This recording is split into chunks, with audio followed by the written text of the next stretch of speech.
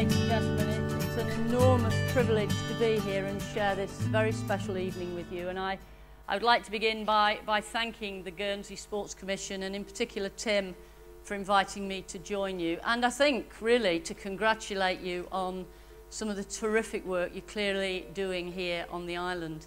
And as it's fairly topical, I thought I would start with Nelson Mandela. You will all know that Nelson Mandela died very recently. Probably one of the most iconic and remarkable leaders the world has seen, certainly in my lifetime. And one of the great things about Nelson Mandela was he understood the power of sport. And many of our politicians don't quite get it. They see sport, but they don't understand that it has the power. It has the power to move individuals. It has the power to move nations. And he realised that his job was to bring the entire nation together. And the thing he turned to do that was sport. He understood that sport had the power to build bridges, break down barriers, and one of the things he often said was it had greater power than government. What he was saying was, I believe sport has this amazing power to change a nation. How I wish our politicians believed that too.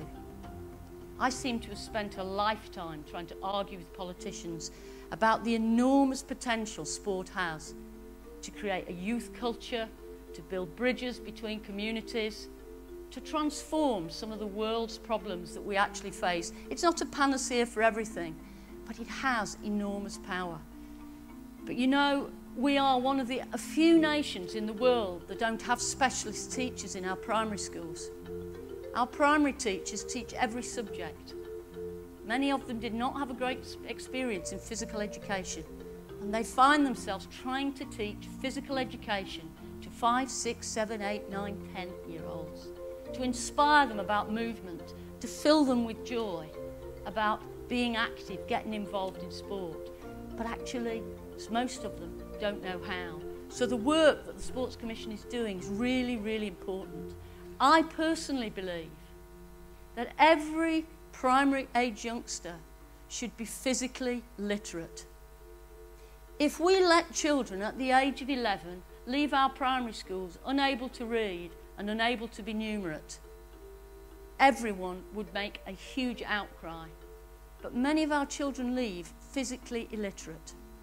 Can't even move. I'm not talking about big sports stars.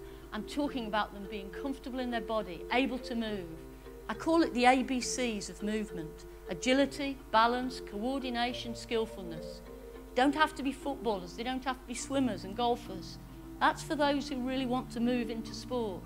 But we owe it to every child to help them be physically literate.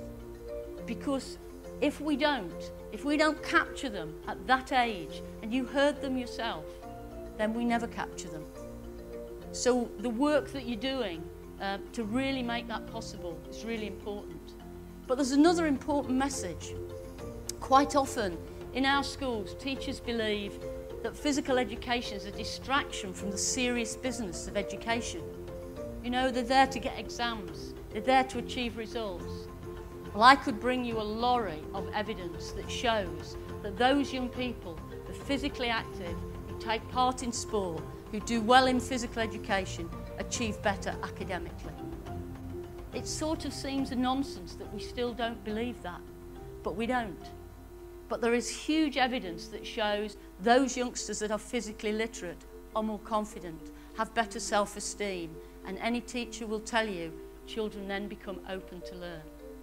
And I'll finish with a quote from Sebco.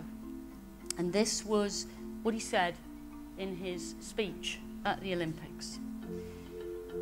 There is a truth to sport, a purity, a drama, an intensity, a spirit that makes it irresistible to take part in and irresistible to watch.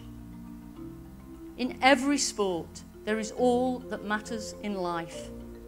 Human beings stretched to the limit of their abilities, living for the moment, but making an indelible mark on history.